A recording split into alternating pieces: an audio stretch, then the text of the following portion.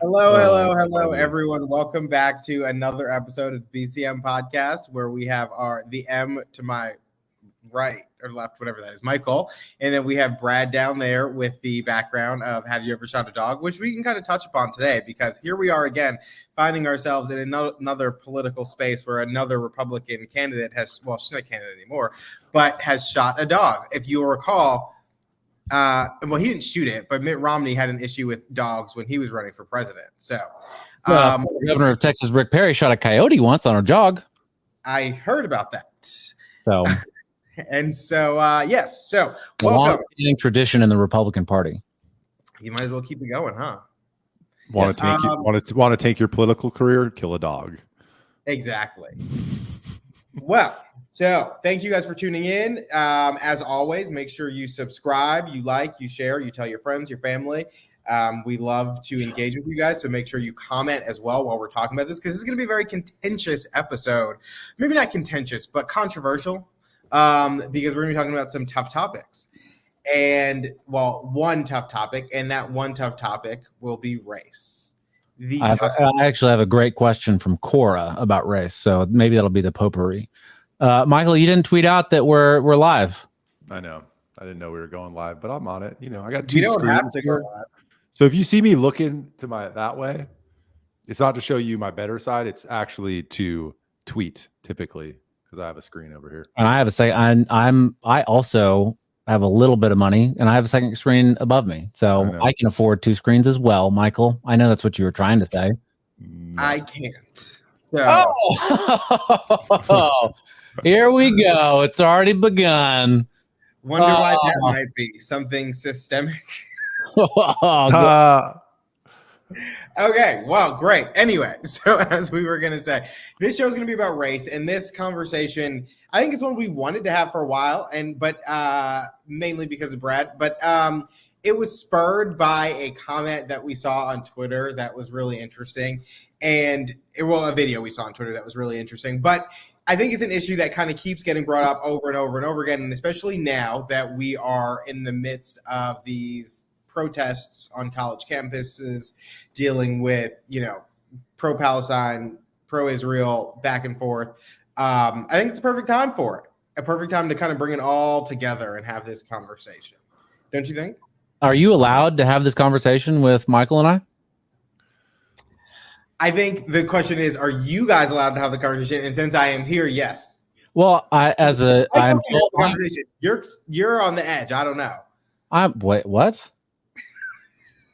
I mean, I'm reliably told that, as a white man, I have internalized racism, and I can't look at this stuff in a logical and compassionate and empathetic way. It's all systemic inside me. I have internalized white supremacy, whether I am friends and care for black people or not, doesn't really matter. So I don't know if I'm allowed to talk about this.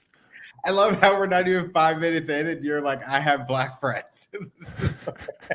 I think that's a legitimate argument, but fine.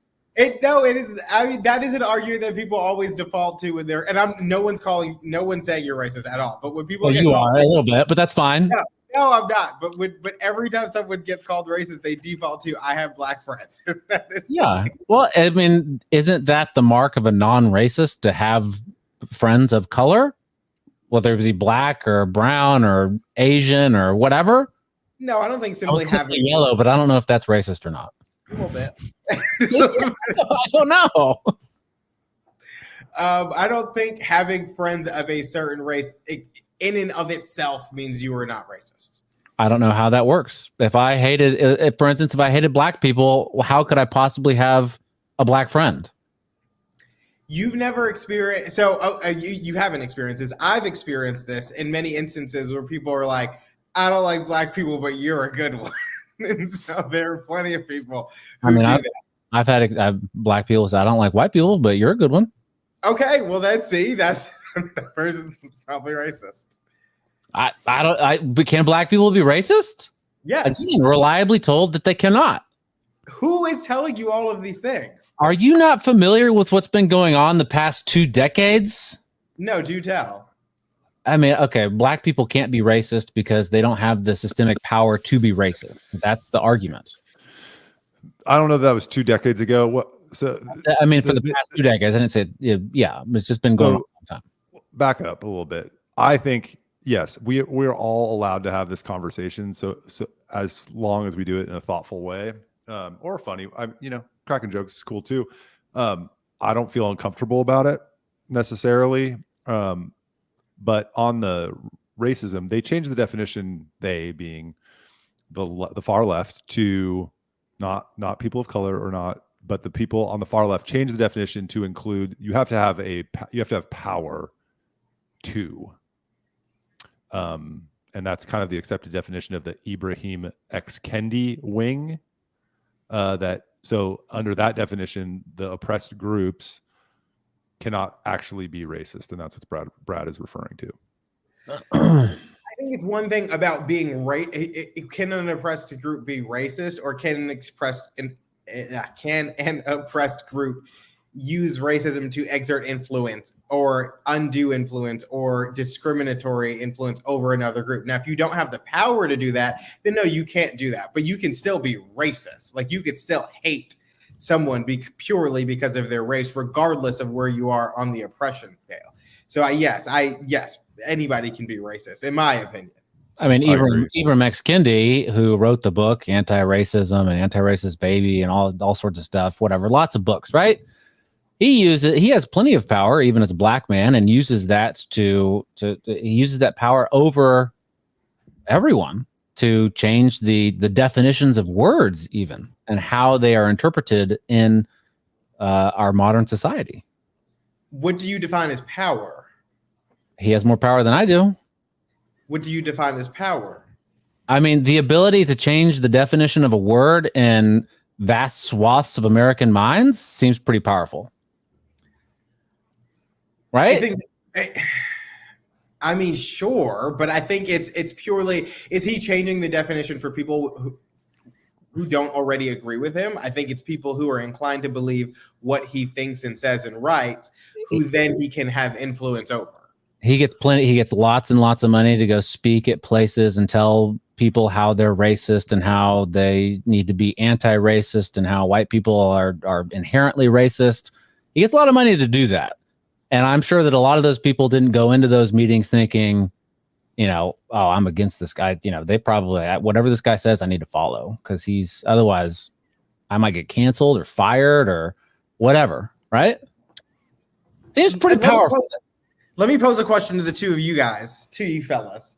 Have you ever experienced racism? Yes. Yes. Absolutely. Against me or like in public or like against somebody? No, against you. Oh, no. I don't think so. Brad? Yeah, absolutely. 100%.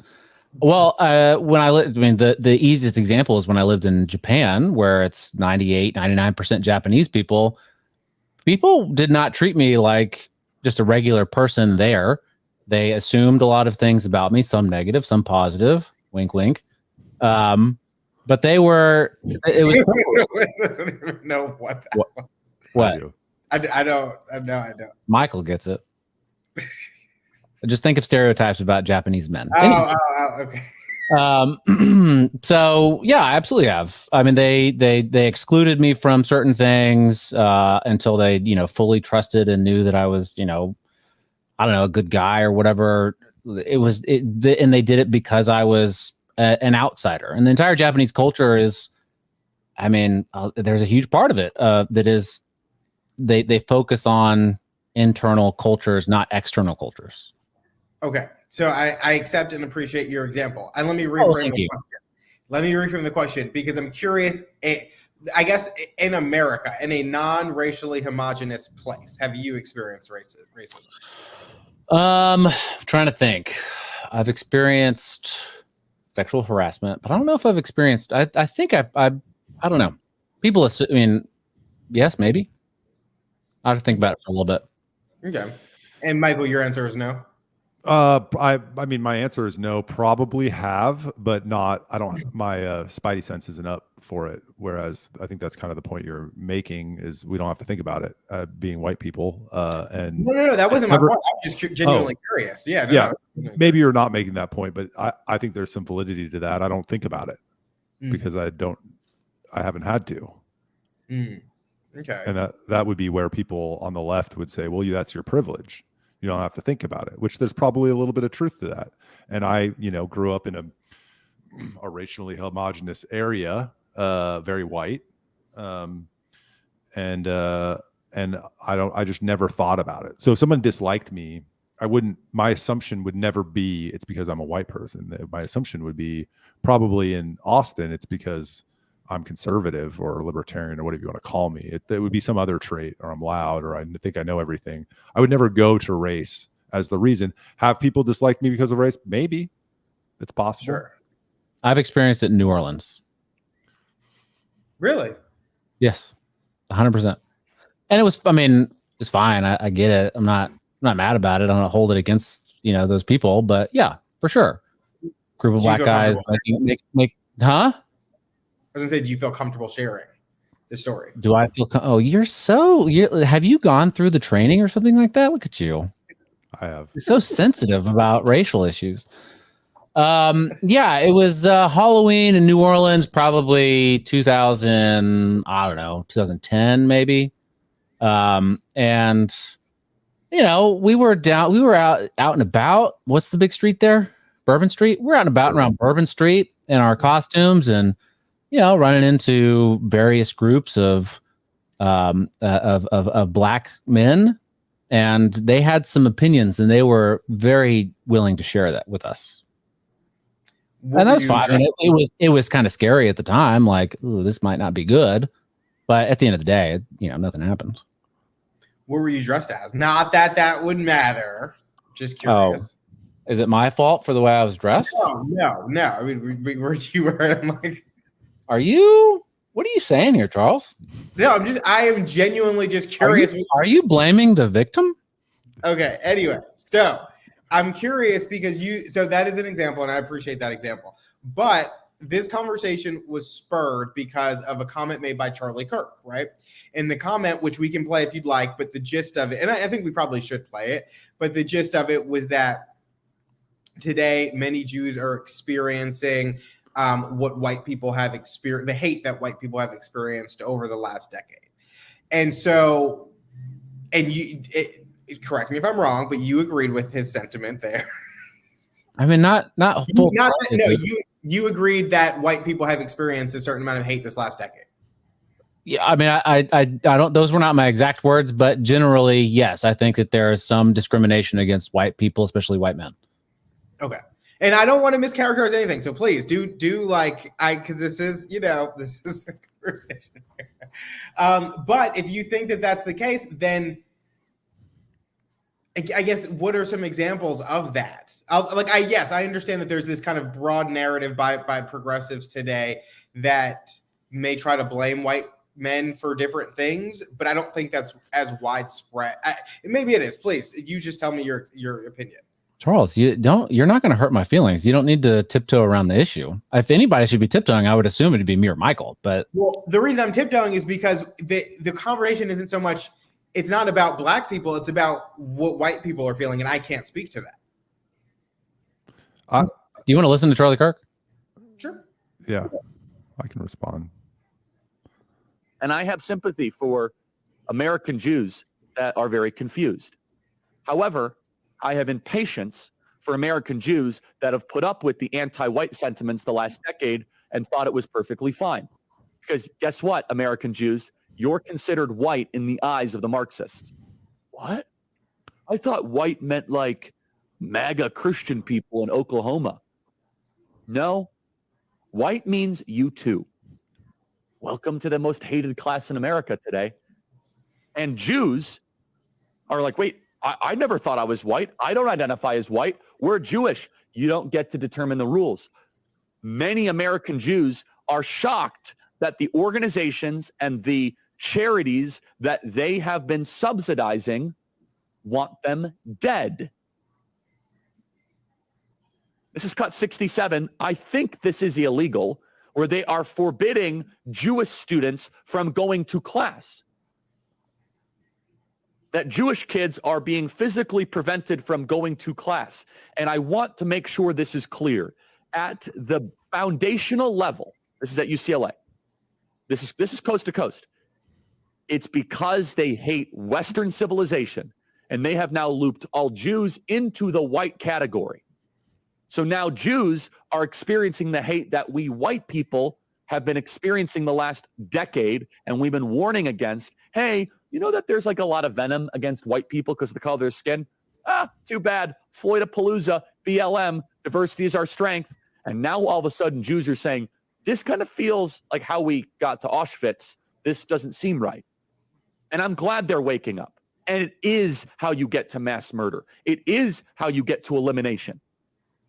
By hating one group, by sectarianism and tribalism. And the reason why this is breaking the matrix is that for years, it was fashionable and acceptable to hate white people. It's not as fashionable and acceptable to hate Jews.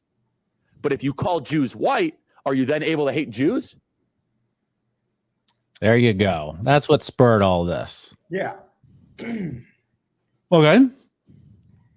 So, go on. Well, What Michael wants to say something.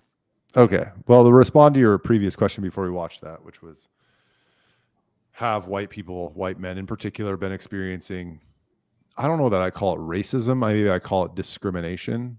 I think they would point to, I'm part of it.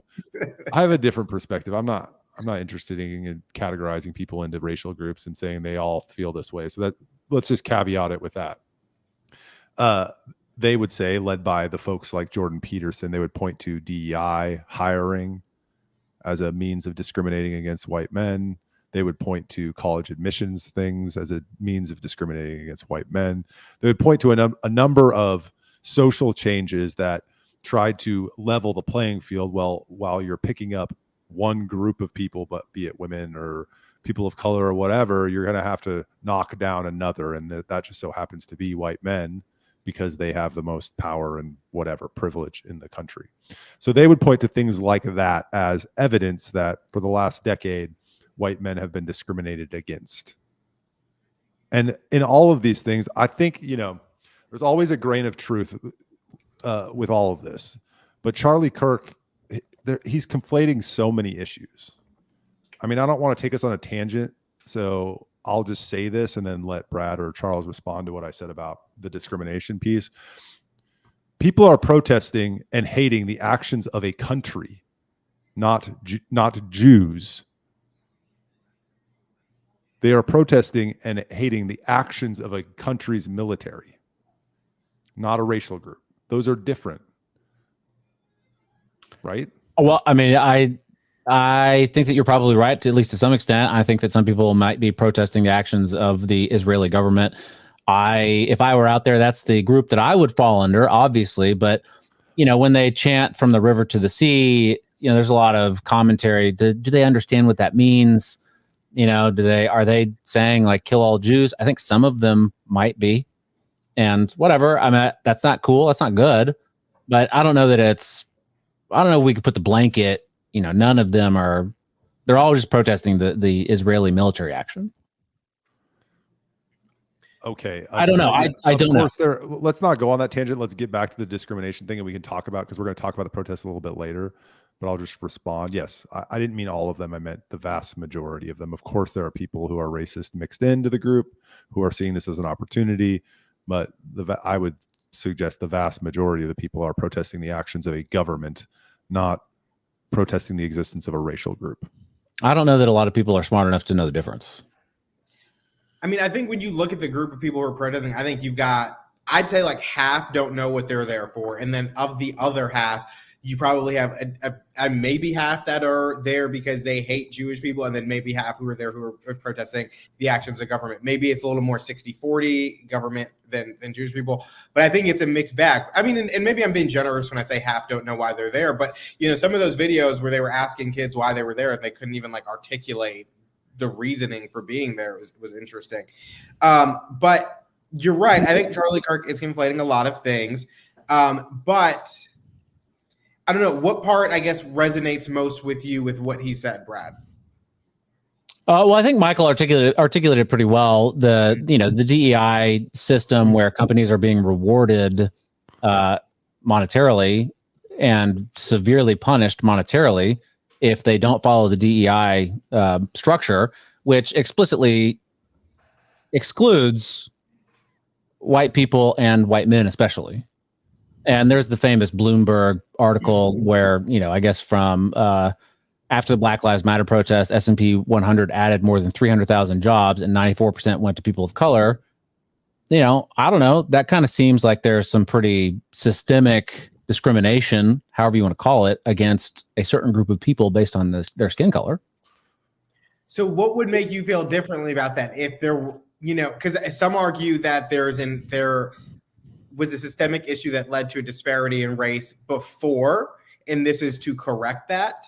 And then others argue that that did not exist or that does not exist, and now they're just trying to prop up Black people to the detriment of white people. So if we would say we all agree on this for this conversation that prior to all of these kind of social changes we've seen with DRI and CRT and all this stuff, there was racial disparity in whether it's like C-suite positions or whatever the case may be. Do you still feel that these programs that are used to enhance diversity are in and of themselves racist? Yes. Okay. I mean, they're picking people based on skin color or not picking people based on skin color. I don't know how that's not racist. If it's not, hey, you're the best person for the job. It's, the most common example of this would be like an airline pilot, right? You want to pick the people that are great for the job, right? You don't want to pick them based on race. Huh? What? That's the example Charlie Kirk used. This is the example Charlie, when he said when he gets on a plane and sees a Black pilot, he gets nervous. Oh, I don't. I know that's not what you're saying. I know that's not what you're saying. Right. I don't know. I don't think about it that way. I even said when you originally texted this, I said that What did you say? I said that I don't agree with him wholeheartedly, right? That it's not, I don't pretend like I'm a victim. I think that there's real privileges in the world. I don't think it's necessarily based on race. I think it's more based on, I don't know, family and wealth are probably the two biggest ones. And of course there's, go on. No, I'm just laughing because that's not what you said. Do you want me to read exactly what I said? No. That's our private conversation. Here, can I ask a question? Maybe I guess this is of you, Charles. Do we agree that discriminating against people based on the color of their skin is bad? Yes. I had to think about it because I think, and then the reason I had to think about it was because I was going to ask Brad, if his definition of racism, and I'm not going to change the subject now, I'm going to go back to what you're saying. But what I was planning to ask Brad was if his definition of racism is, picking someone or not picking someone, if the definition of racism is picking someone or not picking someone based on race, is racism ever good? And that's what I was going to ask him that question. But to your question, which was, is discriminating against people based on the color of their skin ever good? Is it good? Is it good? I thought was it bad? Or is it bad? I don't know. Whatever way I said it. Well, discriminating against someone because of their race, I think is bad. Correct. Yes. Correct. Knocking someone because of their race, I think is bad. If you were trying to enhance a diversity pool and you give someone a leg up because of their race, but not take something away from someone from it, I think that's a different story. I don't think there are no solutions. There are only trade-offs. So I don't know that that's possible. So my point being, I can both recognize the systemic racism of the past, that's real, and that there are disparities as a result of it. But I wouldn't use the same method that created that problem to correct the issue, which leaves the problem unaddressed. I get, but I don't know that solving past discrimination with current discrimination is a good idea. I mean, Charlie Kirk's eyes are popping out of his head. What do you think that that's doing to working class white people who are like low income, like they're getting pissed. So you're creating what's it called, division amongst racial groups by doing it, even if the motive is pure and justified. You're creating division by just the simple act of doing it, and that worries me. Not that we don't need to address the past discrimination. I just don't think that discriminating is the right answer. Okay, so question for the two of you. Do you think, or what do you think? I'm not going to put a premise to that. What do you think about HBCUs and Black scholarships? Like HBCUs in one bucket and then scholarships that are geared specifically towards Black people. And not even just Black people, say Hispanic people, other minority groups, minorities-focused scholarships, and HBCUs. Would you like me to answer that, Michael? I mean, I'm happy to take it. I just talked though. So. Well, we can both answer it. What do I feel about them? That's fine. If people want to, give scholarships to Black people because they're Black, that's fine. I don't have any problem with that. I think that it says something that you can't have a white scholarship.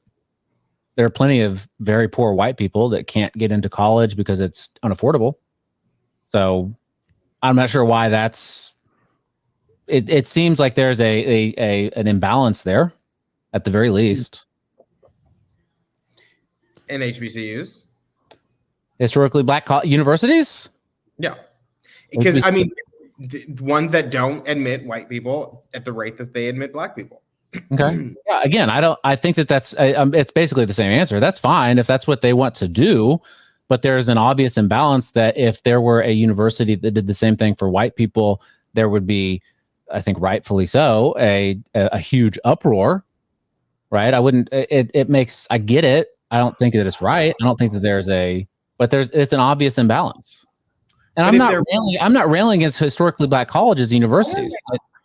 I think I'm throwing questions out there to try to kind of understand better the holistic view that you have. I'm just trying to get a better idea. But my thing is with those, I guess, it's the same way that people get mad that there's Black History Month and I'm not saying you're mad about that. I'm just mad that it's in February.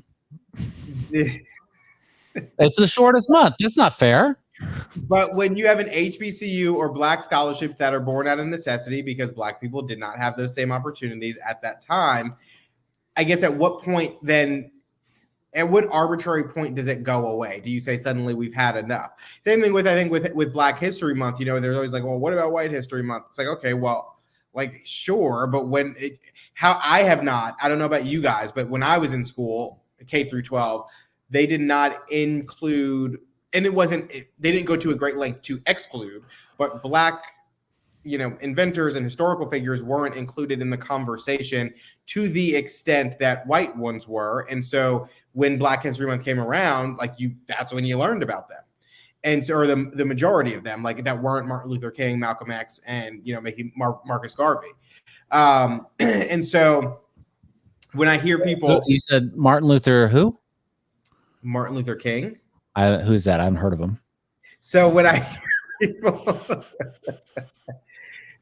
I hear people complain about that or the scholarships or the HBCUs, I don't truly understand that because one, they were born out of necessity, and two, then at some point when people just feel comfortable enough, they're supposed to go away. And so since you don't feel that way, then I guess the question doesn't really go to you. Yeah, I don't know. I mean, I don't think that they need to go away. I'm just pointing out that there's an obvious imbalance, and that's it. If there's a Black scholarship or Hispanic scholarship, Asian scholarship, we got to talk about the Asians, right? All that stuff. That's but you can't have a white one. I'm not out there advocating that people need to go start a white scholarship. I know it's not going to happen, and I don't care. But there's just an obvious imbalance. Okay, I have a question for both of you. Oh, sorry. Go ahead. Oh, I was just going to say it is a double standard, I guess, is what Brad's pointing out. And yeah, I agree. If there was a white only scholarship fund, that would be rightfully opposed very loudly. But here's again you're not conflating, but there's so many issues ingrained in this that are hard to pull, because there's a desire to preserve culture too that exists, right? Black music, Black college. Like you want to retain those things. You want to celebrate those things. So part of the reason that that our society does things like Black History Month, that has HBCUs, is a desire rightly to retain that culture, and that it doesn't just go away. But the one thing that really conflates this for me is like the involvement of government, because that becomes different. I think like if you're in your friend group and you're like, we're going to have a happy hour together and we're only inviting our Black friends because that's what we want to do, is different than government saying only a certain race can do this certain thing. It's because they have force, they have power, and the use of force to discriminate based on race makes me very uncomfortable. So if you were to ask me, is there anything wrong with Black only scholarships? I'd be like, no. Like if people want to pool money together and go find eligible, Black people that they want to give scholarships to, great. But is it government money that's involved? And now we're into the issue of the government is actually discriminating based on race, which I think are different things. So when you say, I hear you there, and I don't disagree. But if our government has previously discriminated based on race, and because of that, a portion of our population still finds themselves behind because of that previous discrimination, then when does it become not okay for government to then use that to level the playing field, right? So even just and I'm not advocating for like reparations or free homes or anything like that, but going back to like redlining, when Black people weren't allowed to buy homes in desirable neighborhoods. And, obviously generational wealth had been passed down, and a lot of people benefit from that today, and a lot of others don't. And so when you have programs that are geared towards minority first-time home buyers or minority home ownership, and they are government funded because they're trying to balance that out, is that wrong? Yes. So what is the answer? I'm gonna give a cop-out answer, and I recognize that it's a cop-out answer. But that's partly because I'm just a guy with a microphone, and I don't really know. These are complicated questions, and I don't know the answer to. I don't know how to solve it. I don't know how to solve 200 years of discrimination based on race that's resulted in all of these. I don't know what my instinct is. Discrimination is not the right solution, but what my answer would be is, our system of government is set up to allow people to do things at the state and local level that are democratically supported. So if that's something that the state of California or Texas wants to do, fine. But if it's federally done, I don't think that's in line with our Constitution. I'd actually be more inclined to support that answer. Yeah, I don't think it's a bad one. Another question. When did you guys first become aware? Wait, what, Brad? Go ahead. No, I think this is it's interesting the way this is going. I don't know. I mean, it's like you're trying to understand the white experience. It's kind of strange.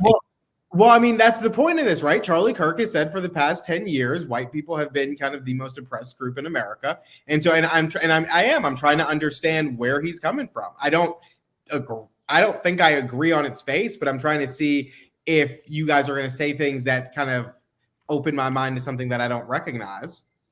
Well, I think you've asked me sort of at what point does it end? Like it's the government lifts up one group to, how did you phrase it? It basically lifts up one group to level the playing field to right their past wrongs, to right government wrongs. Yeah. Yeah. When does it end? Well, in the case of like mortgages for first-time minority home buyers, rather than doing that, just say, have first-time home buyers, like a program for first-time home buyers, and those that qualify no matter what their race is. I don't know, unless they set it up specifically in a very, very precise way that somehow minorities will never qualify. I don't see them doing that, especially nowadays. Then I think that's the better way to go, is just say, all right, first-time home buyers, here are the qualifications you need to meet, and it's less than a typical home buyer or a wealthy person or whatever, then that seems like the better path. Yeah. Well, I think the frustration sorry. No, go ahead, because I'm going to go off. I was going to say, I think the frustration some people have with that is that the reason many of these people are in the position they are to require a program like that is because of past government wrongs that the government has not reconciled.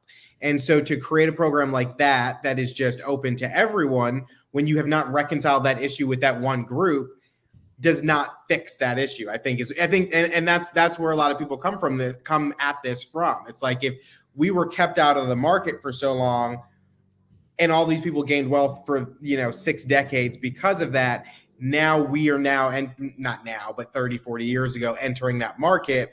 How is that going to be made even? Because it wasn't something that happened. We weren't kept out just by the market forces. We weren't kept out by anything other than government.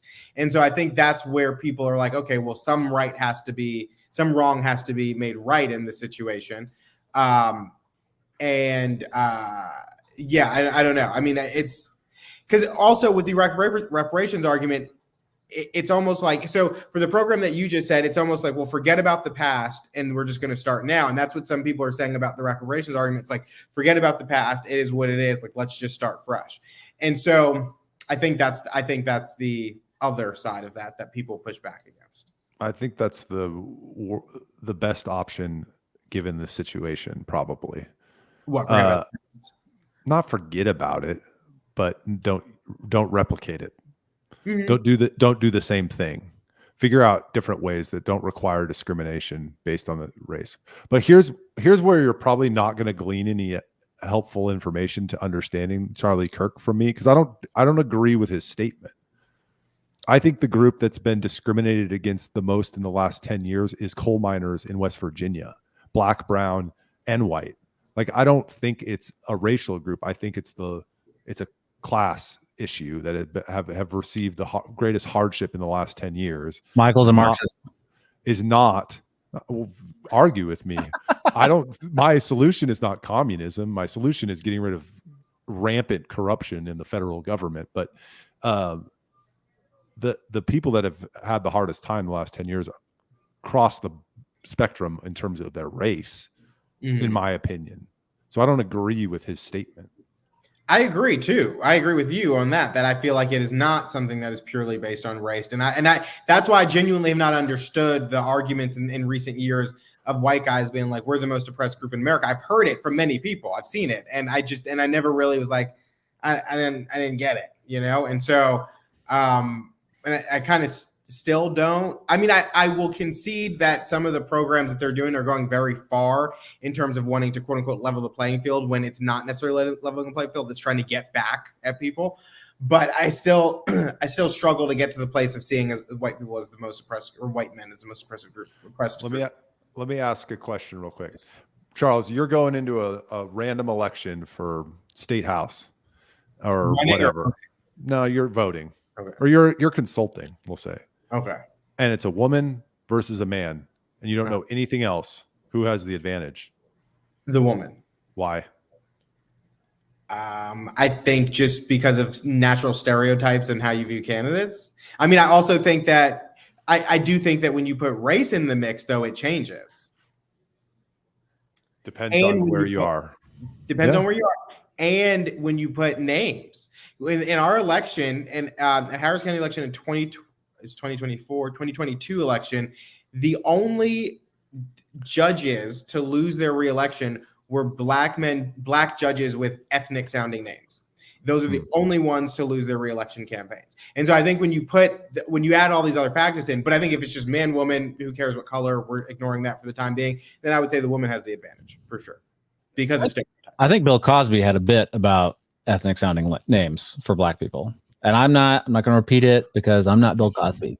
Right? Well, I mean, it's a real thing. There's a reason that a lot of black people don't use their names if they have an ethnic name, because they feel or they will be discriminated against. They don't put it on resumes. They don't use it when they're on the phone. They change their voice when they're on the phone. I mean, they're not tangible things, but they're things you learn as you grow up.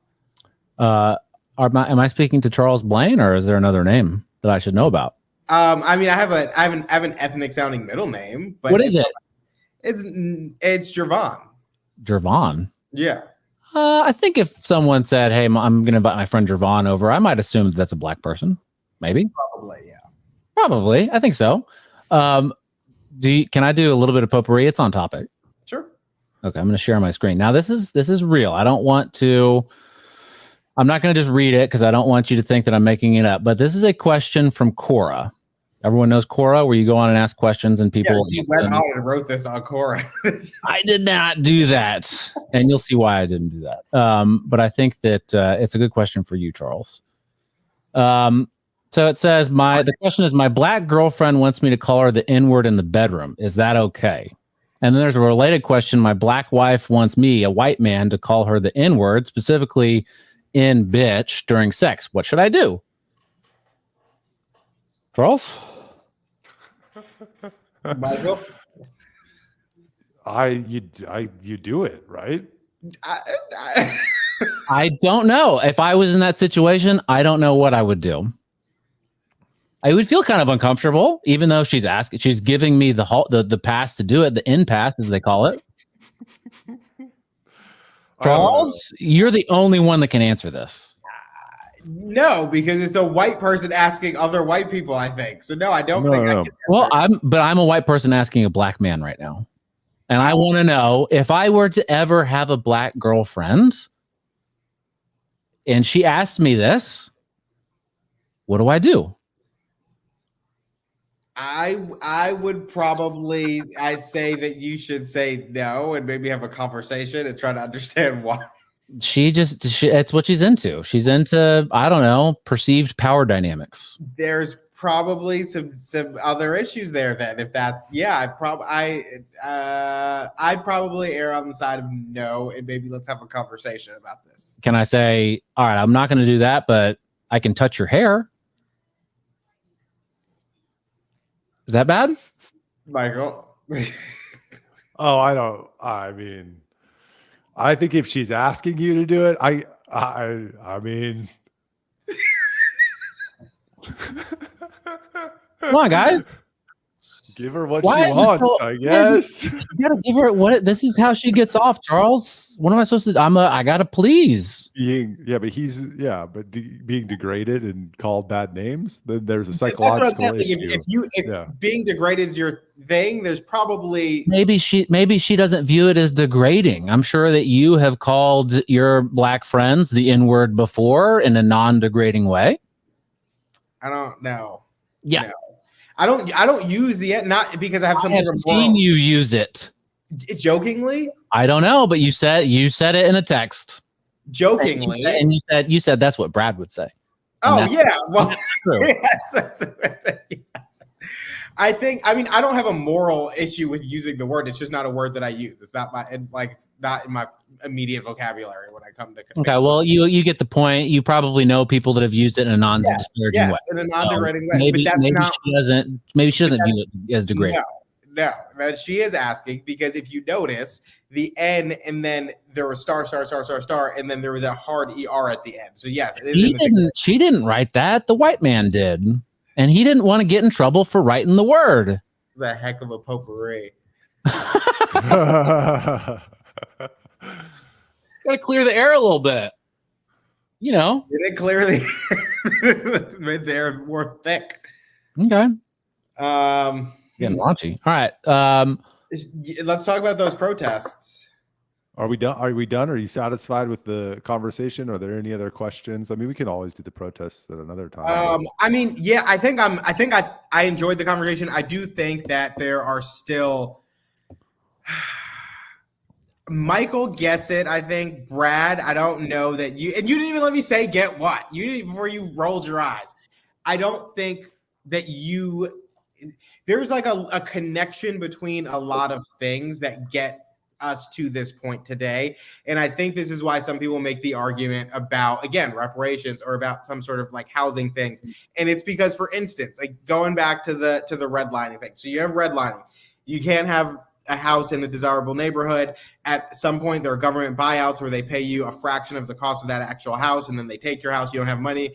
Fast forward to the 70s, 80s, 90s, where you have low-income Black parents who are using their kids' names to get credit.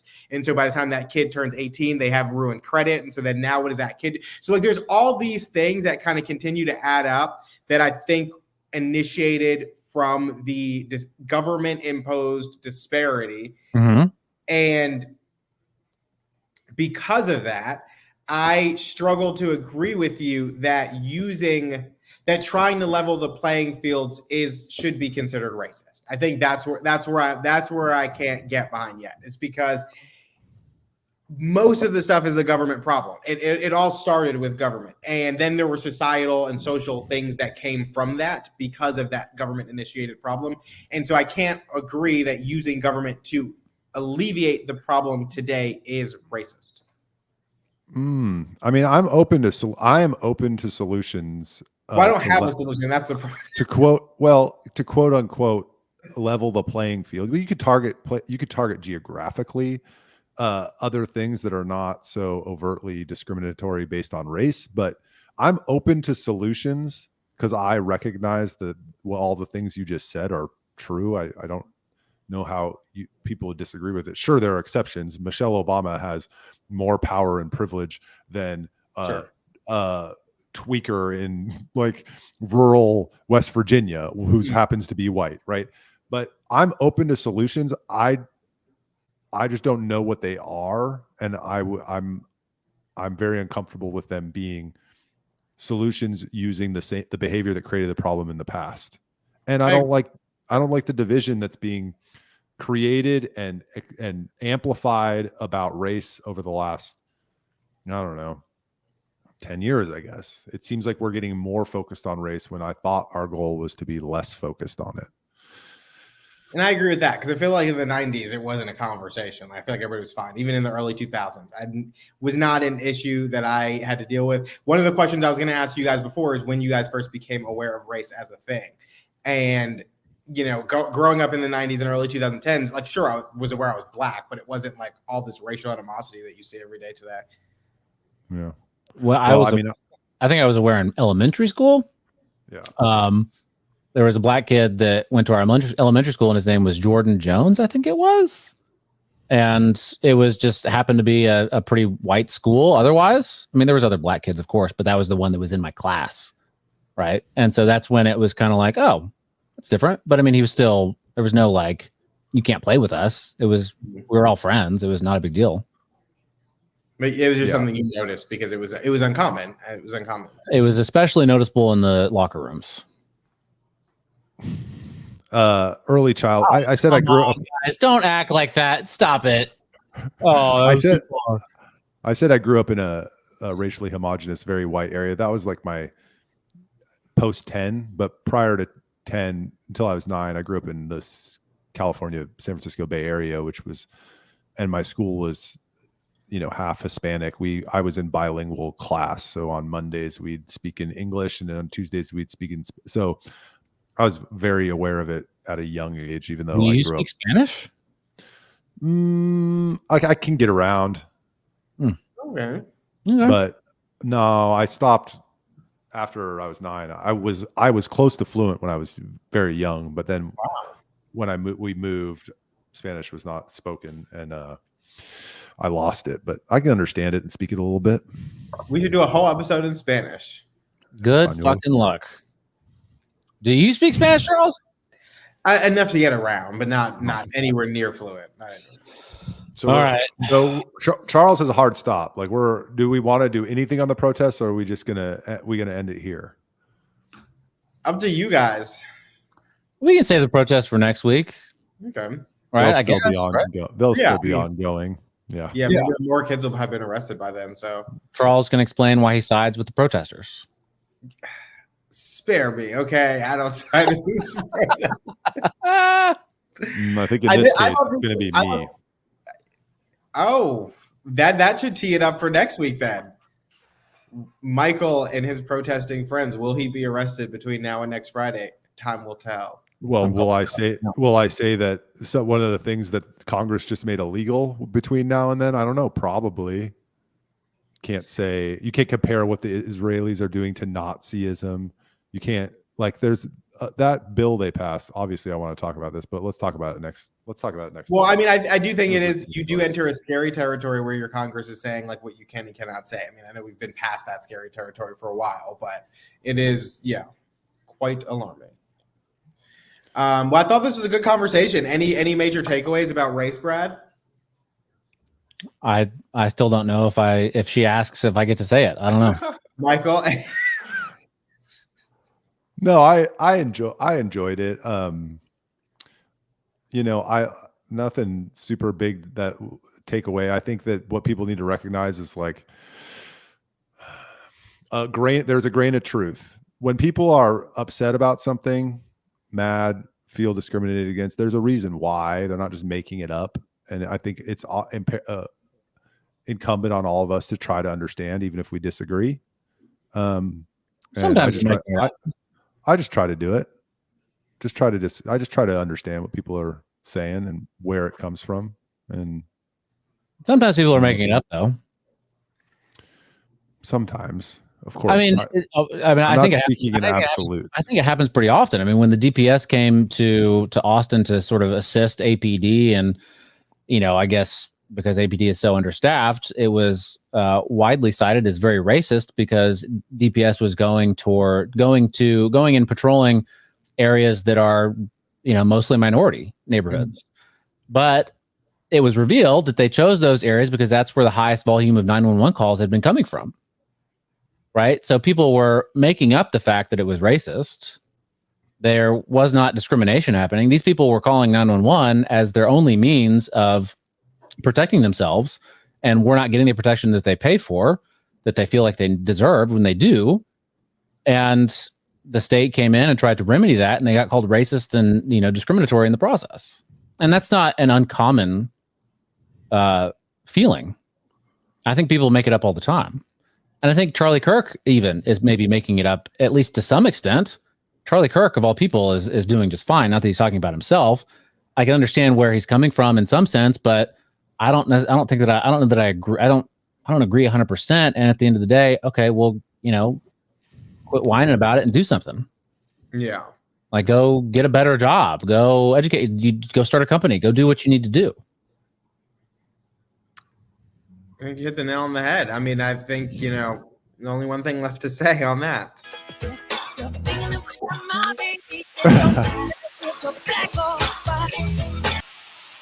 Okay.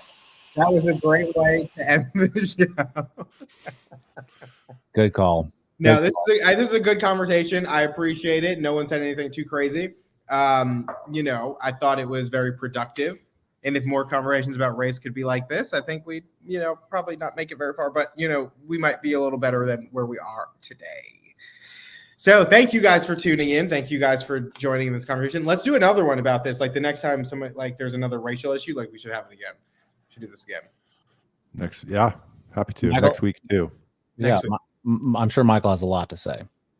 He just didn't say a lot. He's scared. He's scared of talking about how he really feels. You want to get us canceled. I was trying to get us canceled this week. Nope. All right, guys. Everybody, thanks for tuning in. Like, share, comment. Let us know what you think. And check us out. Thank you. Subscribe too, as well. Later. Bye.